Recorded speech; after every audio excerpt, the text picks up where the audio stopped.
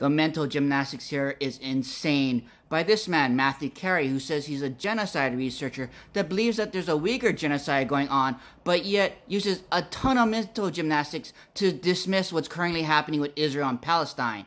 Take a look. I'm using something called knitter.net, which shows you all the replies to a tweet like Twitter's old UI used to do, because right now it only shows you one reply at a time. And I will have archive links and QR codes at the end of the video. But yeah, this is just to show you that Knitter is just a new front end to see all the replies. And he starts, I don't think I can read all of what he typed out loud, but he starts with, there are different definitions of blank. And here's his definition that he uses. Remember his definition of blank. And yes, he said there's a cultural one. I'm from Hawaii. I know there's a cultural one, especially towards indigenous people of America, especially going on in Hawaii.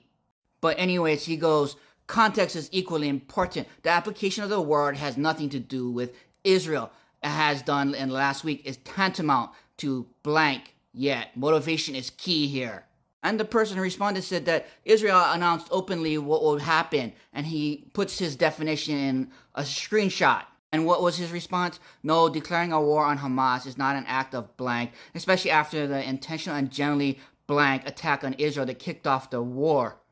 This guy doesn't know history. It's amazing to me that they can see it happening in one place and yet dismiss what's happening in the other. His own definition does not even apply when the rest of us can see it. If you can't see what's happening with Israel and Palestine, but you can see it what's happening with China and Uyghurs, you are virtual signaling.